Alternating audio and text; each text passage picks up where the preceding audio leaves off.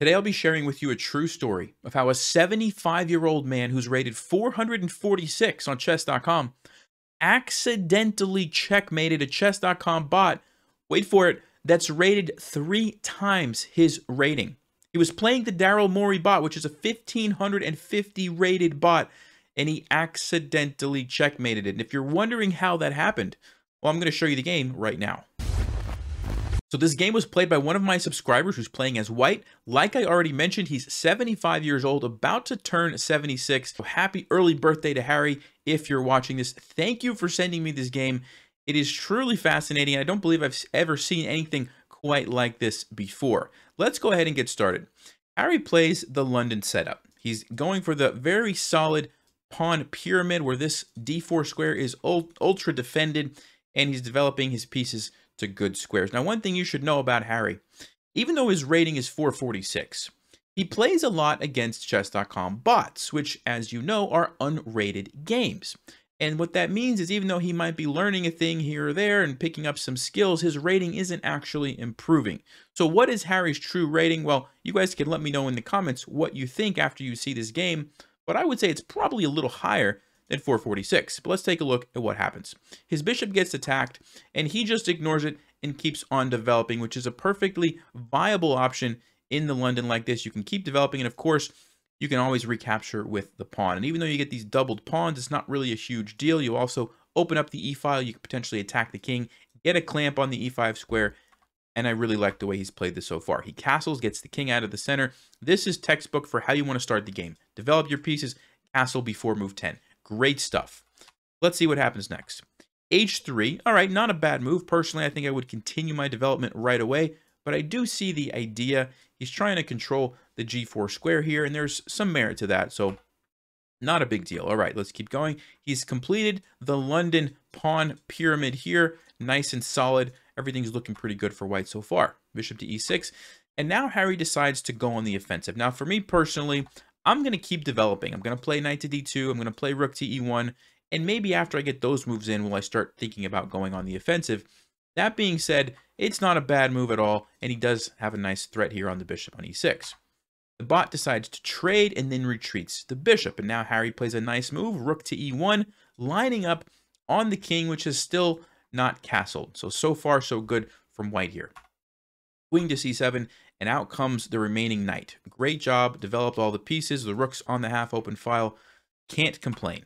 He retreats the knight to e4, offers a trade, which we do see right here. Now, me personally, I would have delayed this capture for a few moves. I would have taken here and given black the option to recapture with the queen. Why? Because once the queen's sitting on e5, it's lined up with the rook, and then we can capture and ultimately win the queen. So a little bit more of an advanced tactic there, but that would have kind of set a little trap for black. That being said, there's nothing wrong with this at all, and he decides to just trade everything off, which really is kind of a good decision.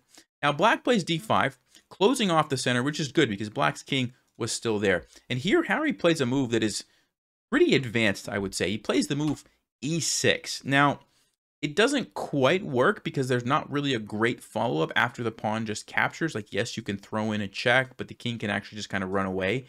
And I don't really see much for white after that. But generally speaking, a move like this, which clears the way for the rook on the king, is a pretty advanced move, and I really like the idea. Okay, he's trying to get at the king. So really, really good thought there.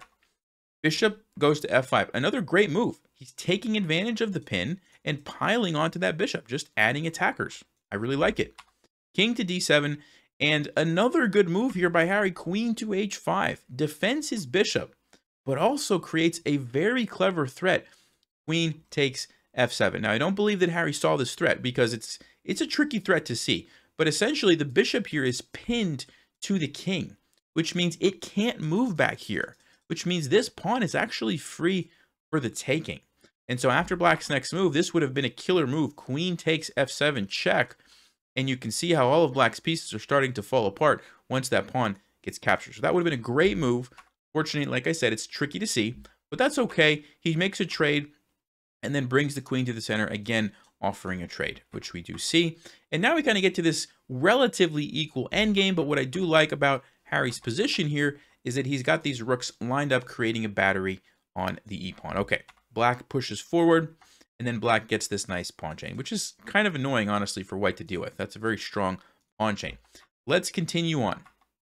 All right, we get some maneuvering with the rooks. He plays g4. And here's probably the first really big mistake that I think Harry's made in this game. Okay, he doesn't see the bishop, and he ends up losing the rook for the bishop.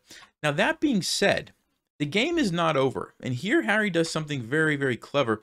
He just brings the knight around and kind of blocks off the files. One of the things about rooks is that if they don't have open files to work with, they're not as effective. And that's kind of what we see here. Yes, black has the 2 rooks against, the 1 and the knight, but they're blocked off. And these pawns are actually kind of blocking the rooks, and they can't really invade white's position. So here, Harry just decides to play the waiting game. And he just sort of does this little dance, and he just kind of bounces around. And this is a good strategy. If you're playing somebody who is stronger than you, maybe has a slightly better position, if you can set up like a fortress, like a really solid position, and just kind of go back and forth and just wait, a lot of times that's a good strategy, right? So that's what he's doing here. Just going back and forth with the knight, jumping around, but not letting those rooks invade, which I like. Okay. And then he decides to trade another one off. And right here is where it starts to look pretty hopeless for white. I mean, if you look at this position, these pawns are coming down the board. There's a rook. White only has the knight. There's not really much going on. And you're probably wondering, how in the world did Harry get an accidental checkmate from a game like this? Well, let's keep going and see what happened. He plays h4.